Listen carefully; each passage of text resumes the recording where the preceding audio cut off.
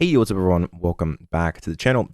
This is Smart TCG, and today I'm going to be going over my updated Paradox Rift tier list heading into the Latin American International Championships. Paradox Rift has been out for over a week now, and I put tons of time into the brand new format and have a pretty good idea of what the best decks are. So with that being said, we're going to hop right into it. I will note there are two decks that many of you might post in the comments that do not exist on this tier list, and that is Regigigas and Zoroark Box. I would put probably both of them into tier 2 as of right now. But anyways, with the brand new set coming out, Paradox Rift, a lot has changed, so it's going to be very, very important to keep up with the metagame and see exactly where these decks are. With that being said, let's hop right into it here.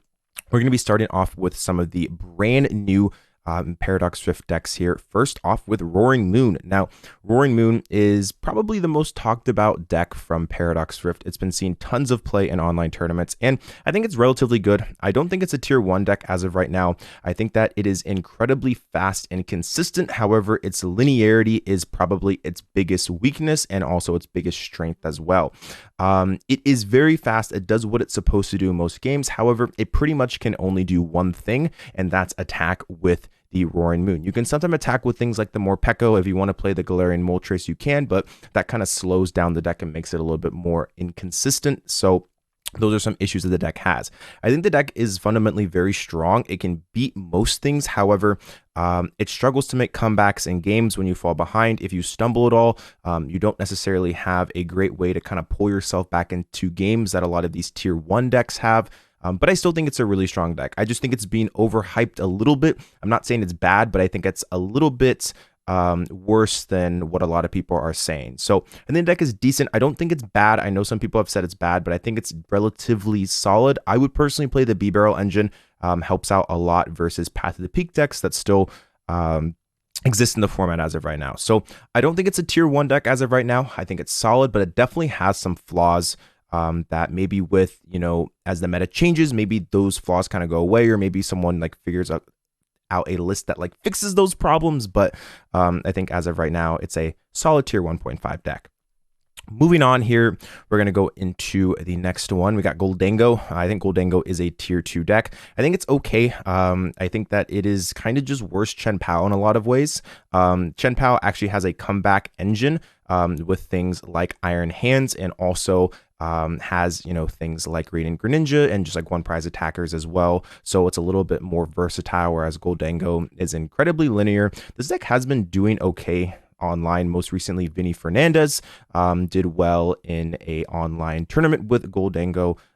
So I think that the deck is relatively solid. However, I think once again, kind of like Roaring Moon, its linearity is its biggest enemy right now, with lots of decks being able to attack with different Pokemon, being able to change up strategies and stuff like that. I think that when you sit down versus things like Roaring Moon and Goldango, you pretty much know exactly what's going to happen. And if your deck has any, tech cards for those matchups or counters, then you're probably going to see a lot of success. So I think Goldango is strong. I think that it can beat a lot of things. However, sometimes it feels a little bit slow, kind of weak to path as well, especially if you miss that worker on those turns. I would recommend playing a pretty heavy worker count just because path seems to be growing in popularity as of right now. But I think the deck's okay. I just don't think it's as good as some of these other decks, but it is fun. Drawing lots of cards is definitely, quite enjoyable. So anyways, moving on, I did just mention Chen Pao. Chen Pao Iron Hands, in my opinion, is a tier 1 deck. The deck is exceptionally powerful. I think it's the one deck in the format that if you set up correctly, you just beat absolutely everything. However, that's the deck's biggest challenge. Chen Pao Baxcalibur has been known as kind of like that ultimate glass cannon deck. When the deck works, it's incredibly difficult to beat. However, that sometimes is the question mark. Sometimes the deck doesn't set up perfectly. Sometimes it clumps up, like evolutions, and just it kind of sometimes becomes a mess. However, with things like Earthen Vessel, the consistency of the deck was definitely boosted, and I think that it is still a very, very powerful deck. And with the addition of Iron Hands, it just gets even better. It is, in my opinion, one of the best decks, and if you do set up correctly, you pretty much have an answer to everything, which is why I think it just deserves to be in tier 1. Moving on here, we're going to go into another Paradox Rift deck. Let's go and take a dive into Entei Iron Valiant. Now, this is a deck that has been seeing a decent amount of play recently and has actually been seeing success. I think this deck is a lot better than people are giving it credit for. I'm going to put it in tier 1.5 now. When I'm done with this tier list, it's not going to be at the top of tier 1.5, but I definitely think that it deserves its spot here. The deck, when people actually played, I think has been doing pretty well in online tournaments, as that's really the only results that we have right now as a major tournament in real life with Paradox Rift out hasn't really happened. So going off that and also just kind of feeling out the deck, I think it's actually really good. I think Entei is a very, very powerful attacker. Having that Iron Valiant also just gives it that little extra damage to kind of keep up with the power creep. Iron Valiant is a great card against any deck that plays evolutions. You could play versus a like Goldango deck, and on top of hitting weakness, you can just use the Iron Valiants to knock out the gimme goals. Versus things like Chen Paoback's Caliber, you can use a bunch of Valiants to knock out, their Frigibax as early. Versus things like Gardevoir.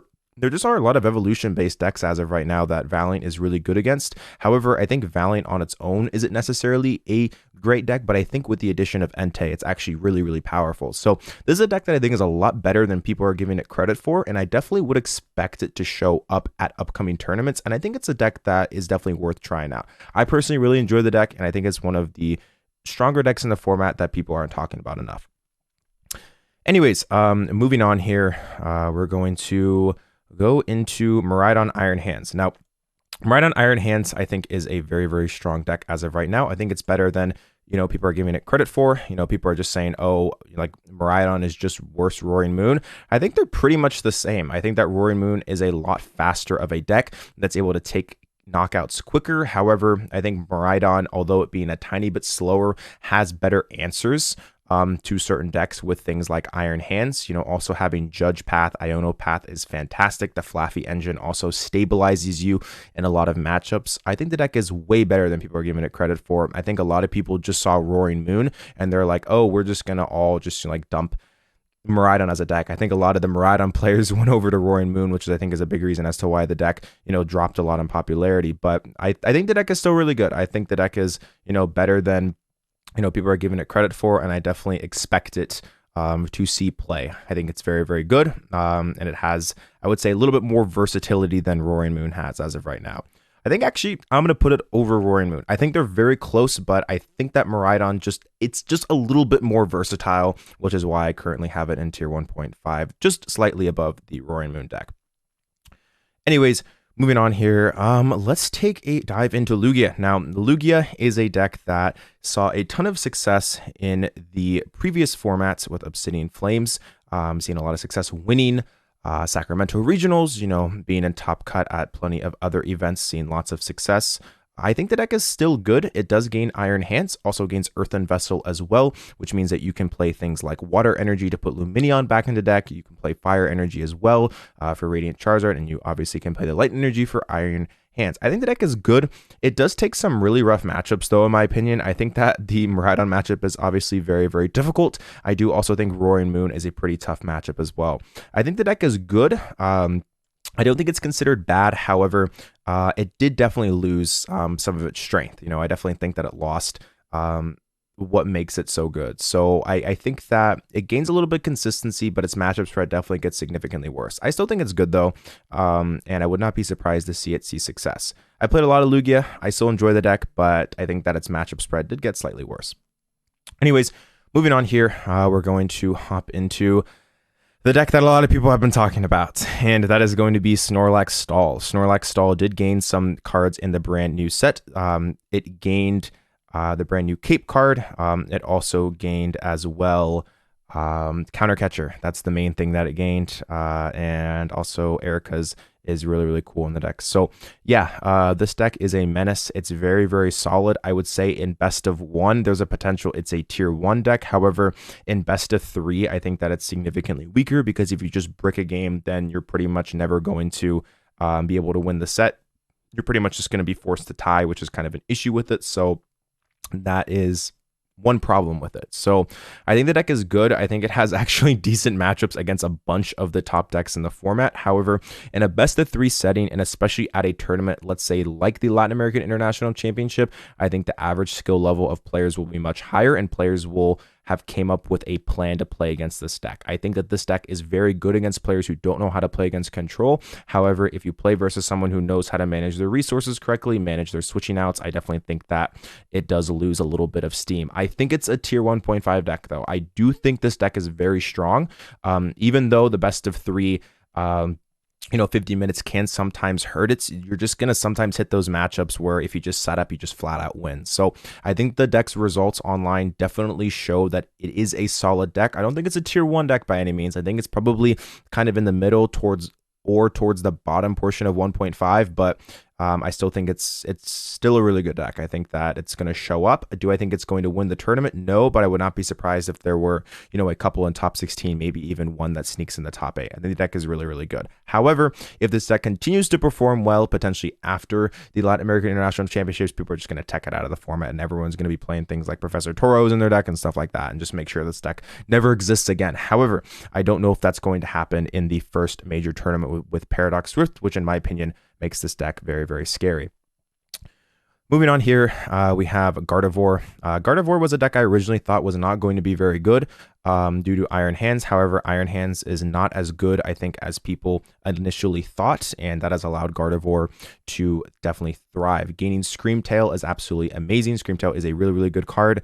And the engine of the deck has kind of been reworked a little bit. A lot of people playing things like Avery. I think the deck is still really good. I think it's a tier 1 deck. I think it takes decent matchups against a lot of decks in the format. Things like Roaring Moon it does decent against. Things like Miraidon it has an okay matchup against if they aren't able to Iron Hands you early. Things like Lugia, Goldango, a lot of these decks have been pretty manageable matchups in my experience. Except Iron Hands, Chen Pao is still probably this deck's most difficult matchup. However, if you do set up perfectly and they miss the Iron Hands, then I think you're okay versus them as well. I think Gardevoir is still great. I think it's a very, very solid play for upcoming tournaments, and gaining Screamtail is definitely really, really nice for the deck. Along with Countercatcher. Countercatcher is an amazing card in this deck because Gardevoir oftentimes falls behind, which is why, things like Reversal Energy are obviously played in it. So Countercatcher just makes sense. Being able to use one of your many Ionos paired up with Countercatcher is just an incredible combination. Maybe the best combination in the game right now is a Hand Disruption plus a Gust Effect, which Iono paired up with Countercatcher is able to do. So Gardevoir is amazing. I think it's very, very powerful, and I definitely expect to see it see a lot of success, and I personally would not be surprised if it won the tournament. I do truly think it's that good right now. Moving on here, let's go to Charizard TM. Charizard with Evolution, TM, and B-Barrel, I think is very, very solid. I think Charizard is still one of the stronger decks in the formats. The Evolution TM is really nice, being able to evolve into Charmeleons and the B-Barrel. This variant of the deck is significantly better against Path. However, the thing that holds this variant back, I think, is you run into situations where you actually go first and you cannot, use the TM. So that is one of the biggest things that holds this deck back, is that when you actually win the coin flip, and you choose to go second, it feels great. But if you lose the coin flip and they know what you're playing and they choose to go second and you have to go first, you kind of just do nothing, which is, I think, the biggest problem with this deck. If you could use the TM going first, I think this would be a tier 1 deck, but you obviously cannot do that. So do I think this deck is better than the Pidgeot version? I'm not entirely sure. I think it does sometimes run into some consistency issues, and the Pidgeot variant is significantly better going first than this one is. So I would say this deck, in my opinion, is tier 1.5. I think it's really solid. And I definitely think it's going to show up and see success. I just think Charizard in general is a very good deck as of right now. I think the TM version is definitely a solid choice.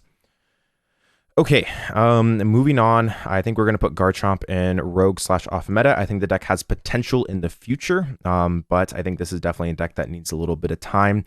Other things like Aegislash as well.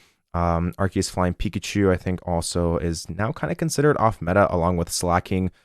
Crazy kind of how Arceus has fallen off. I think most of the Arceus variants as of right now, by the way, will just go into Rogue/off meta. So things like Arceus Giratina, things like Arceus Duraludon, I think aren't necessarily the strongest decks as of right now. So anyways, moving on, let's go over Lost Zone Giratina. Now, Lost Zone Giratina is one of the more controversial decks right now in the format. A lot of people think it's a great deck. Some people think it's absolutely horrible. I'm kind of in the middle. I think the deck is really, really solid in most games. However, you just have those games where the deck just doesn't set up properly, which I think is the biggest thing holding this deck back. It's been performing very well in Japan, and a lot of people think it's, potentially one of the top 1 to 2 decks in the format, I don't necessarily view it as highly. I think the deck just struggles with consistency so much of the time. However, when it gets going, its matchup spread truly is exceptional. So the only thing that holds itself back, I think, is itself. But it's not a deck like Chen Pao, I think, where if you set up, you just win every game. You can set up and you still lose games, which I think is the problem, where you have to rely on like a Roxanne path or an Iono path sticking. Whereas if Chen Pao just goes and sets up perfectly, then there's nothing that the opponent oftentimes can do. But when it comes to Giratina, sometimes it can still lose those games. So I think the deck is good. I think it is pretty inconsistent though at times, but I definitely think the deck is very, very strong, and I think it will definitely see some success. Anyways, moving forward, let's go over some of the more, I guess, less talked about Lost Box variants. I think Gudra is a tier 2 deck. It's fun. It's decent, however, I don't think it's as good as a lot of the other Lost Box variants. In my previous tier list, I rated it a little bit higher, but when I got to, I rated it, I think, higher than most of the Lost Box variants. I think actually all of them. But when I actually got down to testing a little bit more of the format, I recognized that actually I think Tina is just a little bit, I think it's just actually just like significantly better as of right now, just like how the format has kind of adjusted. So I think the deck is solid, but I don't necessarily think it's just strong enough in the format, but I think it's, decent. Okay, Charizard EX paired up with Comfey. This deck has been seeing some play recently in online tournaments. I think it's very strong. I think it's one of the better Lost Zone engines in the format, and I definitely think it deserves its spot in tier 1.5. I think the deck is really good. Obviously, the Lost Zone engine hasn't been seen as much play or talk just because of Iron Hands, but once again, I think Iron Hands is not as good as people initially thought. It's still obviously very solid, but it's not just like overwhelming.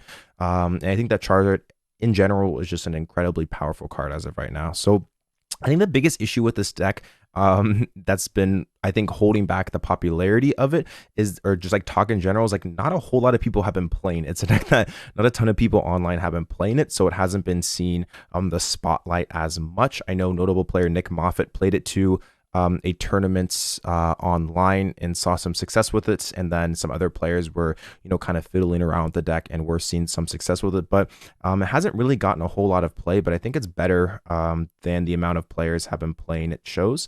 So yeah, I think it's good. Probably put it in tier 1.5. I definitely think it has a lot of potential. Chen Pao backs Caliber with Canceling Cologne. This is the non-Iron Hands variant. I think it's solid. I think that though it's not as good as Iron Hands, just because I don't think it has that much. I would say it has pop-off potential, but I don't think that when you set up, you just win every matchup. You still have, some of those tough matchups. I think it's still good though. I think it's definitely a tier, probably top of tier 2 deck. I just think Iron Hands is just better. I think as of right now, maybe that changes over time, but Chen Pao backs Caliber on its own was not necessarily winning tournaments or, dominating the formats. Like beforehand, it was, getting into the top 8s or top 16s, but we weren't necessarily seeing it, dominate the format. So I think it's decent. I just don't necessarily think that it's better than Iron Hands as of right now. Anyways, moving on, we're going to go into Pidgeot Charizard. I think Pidgeot Charizard is actually tier 1. I think this is my personal preferred variant just because it's better going first than the TM variant. And I think Pidgeot is just an incredibly good card right now, being able to control the board. With Lost Box losing a little bit of popularity as well, Charizard just gets better. Gaining Counter Catcher is incredibly powerful with this deck because you can pull off the Counter Catcher Iono combo, which is relatively achievable with this deck, as Pidgeot can just, pull out that combination pretty easily of things like Luminion and Force Seal Stone also to do it. So I think Pidgeot Charizard is very, very strong as of right now, and definitely has been my preferred Charizard variant of choice. It can beat most things in the format. Counter Catcher makes the Chen Pao matchup a little bit more manageable because you can Counter Catcher up something like their B-Barrel or, their backs Calibers consistently and try and like Lost City them away and hand disrupt them and stuff like that and just kind of cause issues for them. And you can also play the Defiance Band as well to help out versus things like Chen Pao or Miraidon. So I think the deck is really good. It's one of my favorite decks in the format, and I definitely think that it's going to show up and do really well. Moving on here, we have Arceus Charizard. I just don't think that this variant is better than the other Charizard variants as of right now. Say it's a tier 2 deck. Miraidon Flaffy without Iron Hands. I'm just not going to include this because Iron Hands Miraidon also plays Flaffy as well. So, or like should I would say. So So yeah, we're just going to put that there, and we're just not going to include that. Turbo Lost Box has actually been seeing some play recently and some success. I think it's pretty solid still. Iron Hands does cause issues with it, especially Jirachi, but a lot of players aren't playing Jirachi yet, and Iron Hands is not insanely popular, as it's pretty much just played in 3 decks. So I would say that Lost Box is still tier 1.5. I don't think it's necessarily overpowered as of right now, or tier 1, but I definitely think it's still a respectable deck. Mewtwo V-Star plus Zatu we're going to put down here. I also think Urshifu Iron Valiant as well we'll put down into the Rogue off meta. I think it's solid. If there was a tier 3, it would probably go into tier 3. I just think that Entei is better, as it's not an evolution and you can attack on turn 1. It's a little bit more consistent as well, in my opinion. So I think it's probably a tier 3 deck, or you can just kind of put it in that Rogue tier. Mew in general, I'm just going to label this as Fusion and also DTE Mew. I think that Fusion Mew in general is, I think, very, very good. I think it's probably a tier 1 deck as of right now. Not a whole lot of people are playing Spear Tomb, so I think the deck is, doesn't necessarily have a whole lot to worry about. Roaring Moon is kind of a nuisance for the deck. However, it still can beat it just by running them over. Specifically, the Fusion Mew variant can definitely beat it just by using a Meloetta to kind of disrupt the prize trade, as Roaring Moon pretty much is typically only attacking with their 2 prizes. So if you take the first 2 prizes, you can kind of keep up in that prize trade. It's still very consistent, causes lots of issues for decks like Chen Pao. Gardevoir also can get overran by it. Takes actually a decent stall matchup as well, which is really, really important. And some of the other matchups like any like the Iron Valiant decks, you just kind of run over. Miraidon, you're really favored against. Tina, you're favored against. So I think this deck definitely deserves its spot in tier 1. I think it's very, very good. It's been doing pretty well in online tournaments, and Mew seems to honestly never die. It's just an incredibly powerful deck. The engine's ridiculously strong, and I definitely think that it's going to show up and do well. Urshifu Inteleon, we'll put it in tier 2. It's still a solid deck. I think that Entei Iron Valiant might just be a little bit better. I think that the thing that's kind of holding it back is there's a lot more like basic decks. Like, we have Roaring Moon that's starting to pop up. So also like Miraidon still seeing a lot of play. That's a decent matchup. But there's a lot of more high HP decks that continue to show up, which, sometimes cause some issues for Urshifu Inteleon. And really what made Urshifu Inteleon so good was the amount, just like the sheer amount of Lost Box decks that we're seeing success. And that's kind of gone down a little bit. Decks like Mew have also, started to see a lot more play recently and hype. So I think that, the deck is solid, but I don't think is necessarily as good as it used to be. So anyways, that is the tier list as of right now. If there are any decks you think that I missed, make sure to leave that in the comments, or if you think that I got something wrong, feel free to let me know. I'm willing to listen. But anyways, with that being said, that is going to do it for the video. If you enjoyed the content, make sure you leave a like and subscribe. If you're looking for any of these cards in real life or any other TCG product, make sure to go check out GameGridSLC.com. The link will be right there in the description. You can use my code SmartTCG for 5% off on your next order, and it's also the best way to directly support the channel aside from liking or subscribing. But anyways, that's going to do it for today. Thanks for all the support as always. This is SmartTCG, and I'll speak with you again soon. Peace out. If you're looking to improve your game, I do offer coaching on MetaFi. I was ranked in the top 16 ranked players in the world last season, and I know what it takes to improve your game. My students want to combine 3 regionals last year, and I know what it takes to reach that next level. I do offer a free coaching consultation so you can get an idea whether or not coaching works for you. And along with that, I also have a singular sessions, training packages, and more. If you're looking to find out more information, feel free to book that free consultation, or also don't hesitate to shoot me a message on Discord. My Discord will be in the description. All right. Thanks for sitting around and listening to this. I appreciate it. This is SmartTCG. I'll speak with you again soon. Peace out.